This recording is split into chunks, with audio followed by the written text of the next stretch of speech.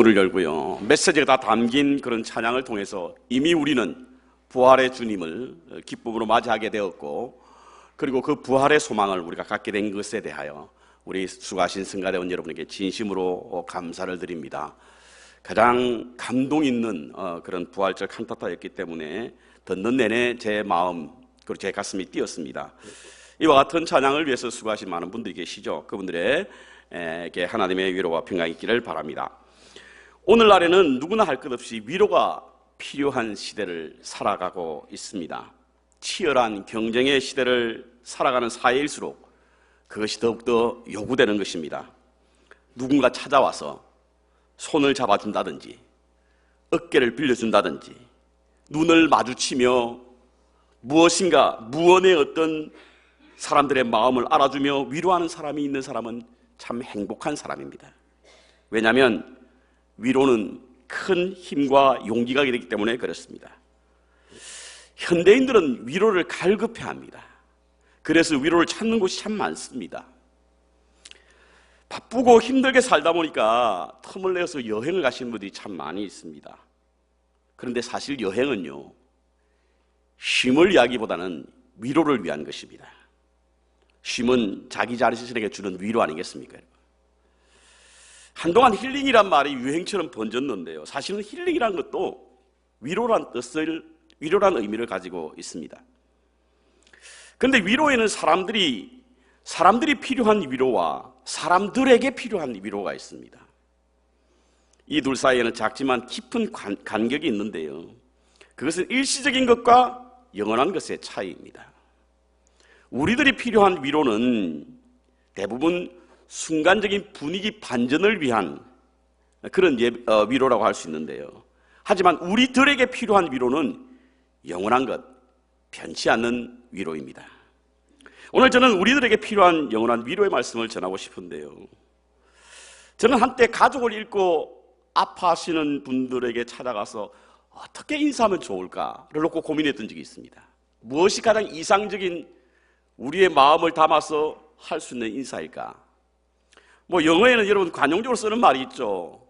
I'm sorry to hear that이라고 하는 언어가 있는데, 사실 이것을 그냥 쓰기에는 너무 상투적인 것 같고요, 그리고 우리 안타까워하는 마음을 제대로 전달하지 못하는 느낌이 들어서 사용하기가 매우 조심스럽습니다. 마땅히 대신해야 할 말이 없기 때문에 어쩔 수 없이 사용하지만, 미성숙한 위로는 오히려 애도의 과정에 방해가 될 수 있다라고 하는 그런 생각 때문에 여전히 조심스럽습니다. 여러분, 돌아가신 분이 제일 많이 듣고 싶어하는 말이 어떤 말인 줄 아십니까? 돌아가신 분이, 우리 말고 돌아가신 분이 제일 듣고 싶어하는 말이 이 말이랍니다. 살아있네. 이 말을 제일 많이 듣고 싶어합니다. 살아있네. 그렇습니다. 죽음 앞에 다시 살아났다는 말보다 더 큰 위로는 없습니다.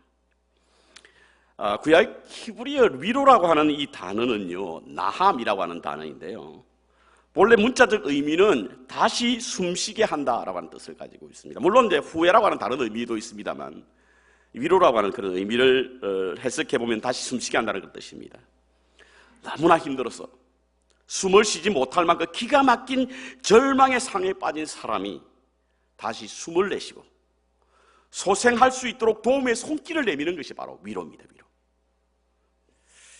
그런데 다시 숨쉬게 한다는 것이 공교롭게도 부활이란 단어와 매우 관련이 있어 보입니다.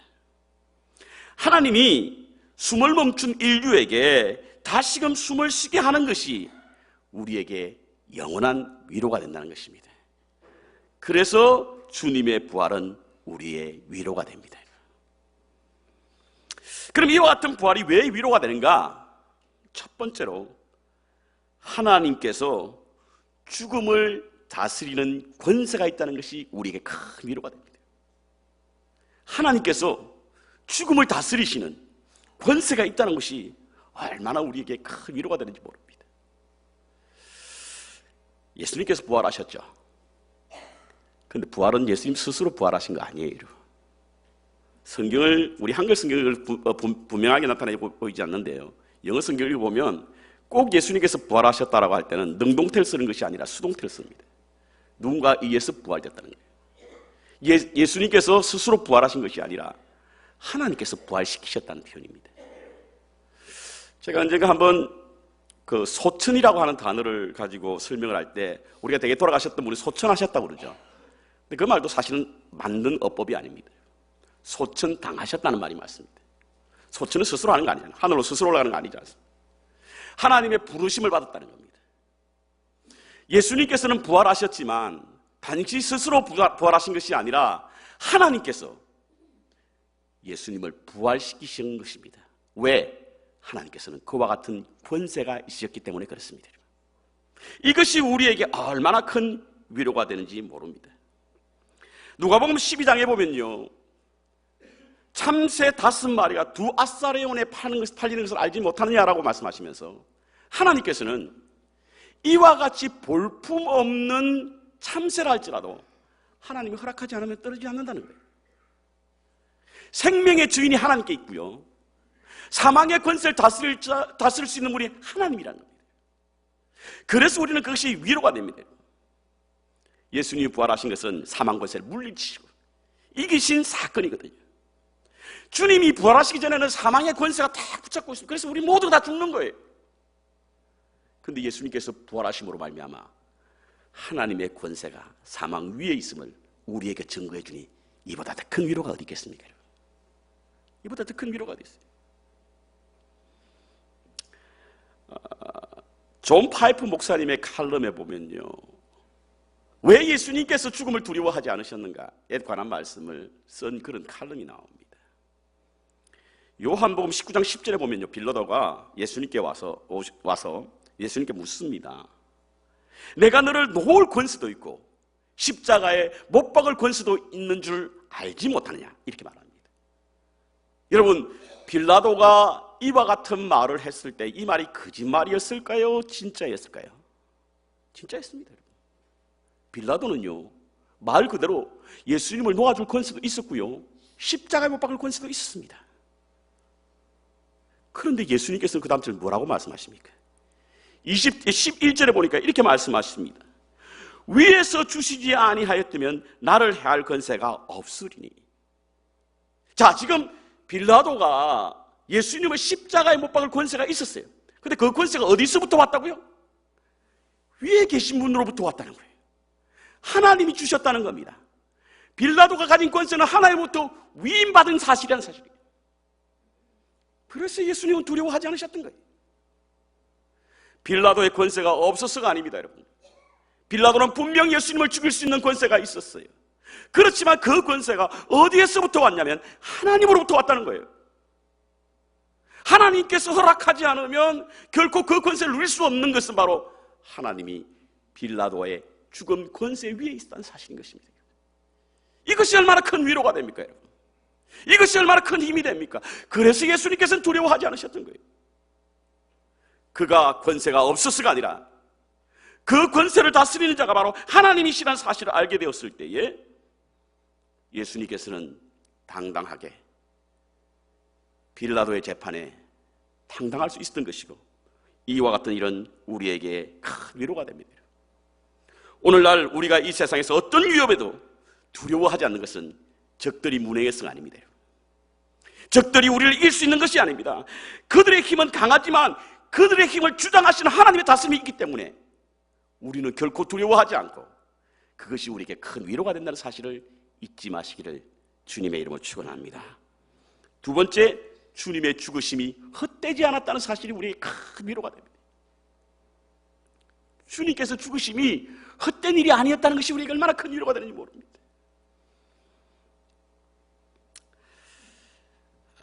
제가 저에게 파송되고 나서 한 1년쯤 지나서 저와 가깝게 형제처럼 지내던 장로님 한 분이 돌아가셨습니다.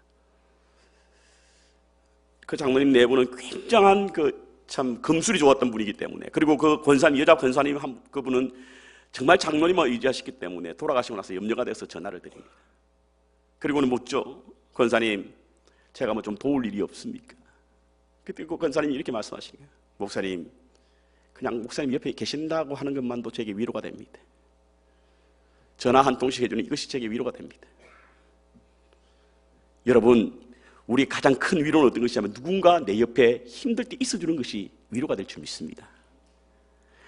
그래서 하나님께서는요, 예수님을 그야말로 말도 안 되게 신이 육신의 몸을 입고 이 땅에 오신 겁니다.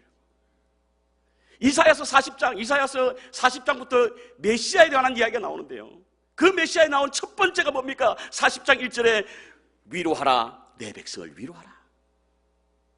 주님이 이 땅에 육신의 몸을 입고 오신 것은, 그래서 우리와 함께 하시는 것은 슬픔과 두려움에 사로잡힌 우리에게 위로하게 하시기 위하여 오신 거예요. 근데 보니까요, 단지 오신 것만 아니네요. 단순하게 옆에 계신 것만 아니었습니다. 우리의 죄를 대속하기 위하여 십자가에 달리기까지 하셨네요. 우리가 스스로 씻을 수 없기에 누군가 씻어 주어야만 우리의 죄를 씻을 수가 있기에 하나님께서는 대속의 제물이 되기 위하여 이 땅에 육신의 몸을 입고 오셨으니 이것이 얼마나 큰 위로가 됩니까, 여러분? 저희들은 지난주에 한 주간 주님의 고난의 과정들을 묵상하면서 2000년 전에 있었던 그 사건 하루하루를 짚어가면서 묵상했습니다. 십자가에 달리는 장면을 묵상할 때는요, 너무 잔인하고 끔찍해서 어떻게 이럴 수가 있을까라는 생각을 가지고 그 말씀을 추적해 갔습니다. 사실은요, 복음서 기자들도 그 장면은 많이 기록하지 않았어요. 고작해야 4절, 5절입니다. 그것도 마태와 마가복음만 말이죠. 왜 이렇게 짧게 전했을까? 생각하기도 싫은 거예요.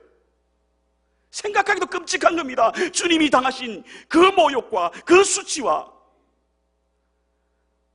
그 아픔을 생각조차 하기 싫었어요. 복음서 기자들도 쓰기 싫었던 거예요. 너무 잔인하고 끔찍한, 어쩜 그렇게 독하게 비웃고 모질게 조롱하고 학대하는지, 원수들이 할 수 있는 모든 수단을 다 이용해서 예수님을 수치스럽게 만들었고 부끄럽게 하는지, 그 말씀에 들어가는 우리는요, 주님이 무력하게 당하시는 모습에 화가 나고 분노가 치밀었어요. 원수를 향하여 뭔가 할 것이라는 기대 때문에 숨죽이시면서 지켜보았는데 주님은 아무것도 하지 않으셨던 거예요.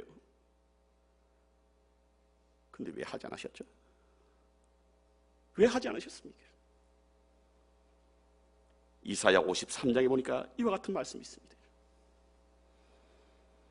주님이 맞으신 채찍은 우리가 맞아야 할 것이었고 주님이 당하신 질고는 우리 때문이었다는 거예요. 그분이 맞음으로 우리가 평화를 얻고 그분이 질고를 당함으로 우리가 나음을 얻은 거예요. 이것이 얼마나 큰 위로가 됩니까, 여러분? 왜 그렇게 당하셨을까? 우리 때문에, 우리 때문에. 왜 그렇게 수치를 당하냐? 우리 때문이라는 거예요. 그런데요, 그것이 끝이 아니었습니다. 끝이 아니었어요. 3일이 지난 후에 어떤 일이 벌어졌습니까? 주님이 부활하신 거예요. 부활하신 것입니다. 이것이 왜 우리에게 위로가 되냐면요, 우리의 선택이 옳았다는 거예요, 여러분. 우리의 선택이 맞았다는 겁니다. 비록 주님은 무력하게 십자가에 달려 돌아가셨지만 사흘 만에 부활하심으로 우리의 선택이 맞았다는 사실입니다. 그것이 우리에게 얼마나 큰 위로가 됩니다. 베드로는요, 주님이 부활하실 줄만 알았다고 한다면 배반하지 않았을 것이라고 말했습니다. 주님이 부활하시니 우리의 선택이 옳았다는 이것이 얼마나 큰 위로가 되는지 알 수가 없습니다. 마지막 세 번째, 성령의 중보의 약속이 우리에게 큰 위로가 됩니다. 성령의 약속하심이 우리에게 큰 위로가 됩니다. 하나님의 영이신 성령님도 위로하시는 영입니다. 요한복음 14장 6절에 보면요, 내가 아버지께 구하겠사오니 그가 또 다른 보혜사를 너에게 주겠다는 이 보혜사, 파라클레토스, 이 말은 컴포르라고 하는 위로자라는 뜻입니다. 물론 다른 어드버켓이라고 하는 다른 의미도 있습니다만 위로자라는 뜻이거든요. 성령께서, 예수님께서 이 땅에 예수님 가시고 난 후에 성령 오신 것은 바로 우리를 위로하기 위한 거예요. 왜? 우리를 고아와 같이 내버려 두지 않기 위해서, 고아처럼 내버려 두지 않기 위해서. 그런데 그와 같은 성령께서 어떤 일을 하시는 줄 아십니까, 여러분? 로마서 8장 11절에 보니까 이와 같은 말씀이 있습니다. 예수를 죽은 자 가운데서 살리신 이의 영이 너희 안에 거하시면 그리스도 예수를 죽은 자 가운데서 살리신 이가 너희에 거하시는 그의 영으로 말미암아 너희의 죽을 몸도 살리시리라. 누가 살린다고? 영이. 그리고 하나님의 영은요, 우리가 하나님의 자녀인 것을 알게 줍니다. 여러분, 우리가 하나님을 아버지라 부를 수 있는 권세를 누가 주셨다고요? 하나님의 영이 주신 거예요. 지난번에 성경 공부를 하면서 제가 우리 그 성경 공부하시는 분한테 물었습니다. 여러분 안에 성령이 있습니까? 알아 물었더니 대답을 안 하세요. 대답을 안 하시더라고. 성령이 있습니까? 물었더니 대답을 안 하세요. 그래서 제가 여러분 안에 성령이 있습니다 라고 물었더니 약간 당황스러운 표정으로 저게 쳐다보더라고요. 그 증거가 여러분이 하나님을 아버지라 부르지 않습니까? 교회 오면요, 이 처음 교회 오시는 분들은 교회 오면 이상하대요. 족보가 이상해진대. 교회는 할아버지도 하나님을 아버지, 손주도 하나님을 아버지. 그런데 하나님을 아버지라 부를 수 있는 것은 내 의지, 내 신념이 아닙니다, 여러분. 성령께서 하시는 일이에요. 왜? 성령께서 우리를 하나님의 자녀로 삼으셨기 때문입니다. 아무나 할 수 있는 거 아니에요.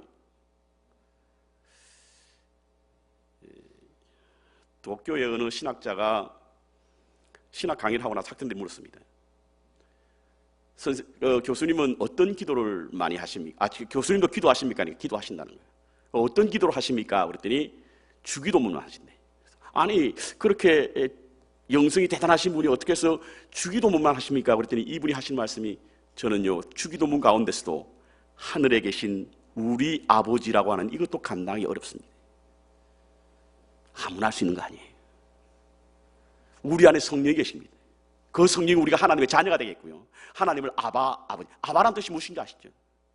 아빠라고 하는 이 아람어는요, 우리 어떤 요구도 들어줄 수 있는 아버지다라고 하는 의미에서 아빠라고 부르는 거예요. 그 아빠라 부를 수 있게 하신 것은 바로 성령이 하신 일이십니다. 그런데 이 성령이요, 어떤 일까지 하시냐면 8장 26절에 보니까 우리의 연약함을 도우시는데 우리가 마땅히 빌 바를 알지 못할 그때에 오직 성령이 말할 수 없는 탄식으로 우리를 위하여 친히 간구하신다는 거예요. 여러분, 너무 힘이 들고 너무 어려우면 기도조차도 하지 못할 때가 있잖아요. 숨조차 쉬지 못할 때가 있지 않습니까, 여러분? 그때 우리를 위하여 대신 기도해 주시는 분이 누군지 아십니까? 성령님이라는 거예요. 저도 목회를 해오면서 참으로 힘들 때에 가까이 나와서 목사님 기도하고 있습니다, 이 말이 얼마나 큰 위로가 되는지 모릅니다. 목사님 아시죠? 그 말이 위로가 되는 거예요. 근데 성령께서 우리 위해서 중보하신다니 그보다 더 큰 위로가 됐습니까, 여러분?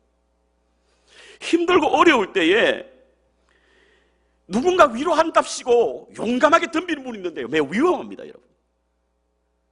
힘들 때는요, 아무 소리도 안 들립니다. 어떤 분들은 가르치려고 하는 분도 계신데 그냥 같이 있어주며 우는 자와 함께 울어주는 것이 가장 큰 위로입니다, 여러분. 슬퍼하는 자와 함께 슬퍼하는 것이 가장 큰 위로예요. 그 일을 누가 하신다고요? 성령께서 하신다. 성령께서 우리를 위로하시는 분이세요. 위로만 하십니까? 그 성령께서 어떻게 하신다고요? 성경은 우리에게 약속해 주신 것이 있는데, 하나님이 우리를 위하시면 누가 우리의 대적이 되겠냐, 이렇게 약속했어요. 하나님이 우리를 위하시면 누가 우리의 대적이 되겠냐. 아들이라도 아들까지 주시니가 아들과 함께 모든 것을 우리에게 주시지 않겠느냐. 의롭다 하시니가 하나님이신데 누가 우리를 정죄하겠느냐. 이것보다 더 큰 위로 어디 있습니까? 이보다 더 큰 위로 어디 있어요?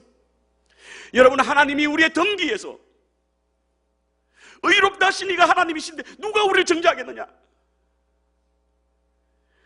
하나님이 우리를 위하시면 누가 우리의 대적이 되겠느냐.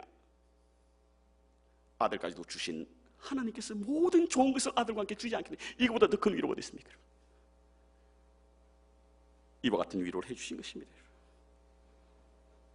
그렇다면 우리는 위로받을 자격이 있습니까? 우리의 위로는 하늘에서 오는데 어떤 하늘이죠? 여러분, 우리의 공로, 우리의 열심, 우리가 다른 사람보다 뛰어남, 남들보다 잘해서 열심히 해서 그거 아니에요. 이와 같은 위로가 어디에서 왔느냐? 오늘 본문에 보니까 이렇게 말씀하고 있습니다. 누가 그리스도 안에 있는 하나님의 사랑에서 끊으리요? 환난이나 핍박이나 기근이나 위험이나 적시나 칼이나. 그러시면서 이 모든 일을 우리를 사랑하시는 이로 말미암아 우리로 하여금 넉넉히 힘을 주시느니라. 내가 확신하노니. 사도 바울 선생이 확신하기는 사망이나 생명이나 천사들이나 권세자들이나 현재일이나 장래일이나 능력이나 높음이나 깊음이나 아무 피조물일지라도 우리를 그리스도 안에 있는 하나님의 사랑에서 결코 끊을 수 없다는 겁니다. 하나님의 사랑이 우리에게 위로를 주신 겁니다. 우리가 약할 때에 우리의 대적을 물리치시는 분, 우리가 모자랄 때에 채워주시는 분, 우리가 심판받을 때 우리를 위하여 충고해 주시는 그분이 우리의 공로 때문이 아니라, 우리의 열심 때문이 아니라, 우리의 뛰어남 때문이 아니라 그분의 사랑으로 말미암아 우리 하늘의 위로를 받는다는 사실은 놀라운 하나님의 은혜인 줄 믿습니다. 부활을 설교하려 하지 말라, 이는 사실이기 때문이다, 이런 말이 있습니다. 부활을 설교하지 말라, 이는 사실이기 때문이다. 그렇습니다. 부활은 사실이니 설명할 필요가 없습니다. 단지 우리는 부활의 능력이 우리 가운데 어떻게 나타나는가만 봐야 합니다. 부활은 사망에서 생명으로 옮긴 첫 번째 열매. 여러분, 첫 번째 열매가 되셨다는 의미가 뭐예요? 왜 우리가 예수님이 부활의 첫 번째 열매가 되신 것이 그렇게 기쁘죠? 무엇 때문에 그분이 첫 번째 열매가 되신 일이 그렇게 기쁩니까, 여러분? 추수할 때 보면요, 항상 첫 번째 거두드리는 열매가 있죠. 그런데 첫 번째 거두드리는 그 열매는 무엇을 의미합니까? 모든 열매의 대표가 된다는 거예요. 그리고 앞으로도 계속 이 열매가 맺을 것이라고 하는 보증이 된다는 겁니다. 그래서 첫 번째 열매가 귀한 거예요. 예수님께서 부활하셔서 첫 번째 열매가 되신 것은요, 부활의 대표가 되신다는 거예요. 그리고 우리도 부활할 수 있다라고 하는 그런 소망의 보증이 된다는 사실을 잊지 말아야 될 줄 믿습니다. 이는 하나님이 인류에게 주신 가장 큰 선물이요, 가장 복된 소식이며 영원한 위로입니다. 우리가 죽음 앞에서도 당상할 수 있는 것은, 미련 없이 이 세상을 떠날 수 있는 용기도 바로 하나님이 죽음을 이기신 권세를 우리에게 보여주셨고, 우리를 대신하여 십자가에 달리신 대속의 은혜를 주심으로 하나님의 백성이 되게 하셨으며, 중보의 은총을 통하여 약속을 주신 성령님의 위로하심이 있기 때문에 우리가 당당할 수 있는 줄 믿습니다. 이와 같은 위로가 우리 모든 성도님의 생업과 가정에 일어나기를 주님의 이름으로 축원합니다. 부활의 위로가, 성부, 성자, 성령의 위로가 여러분 가운데 있기를 주님의 이름으로 축원합니다.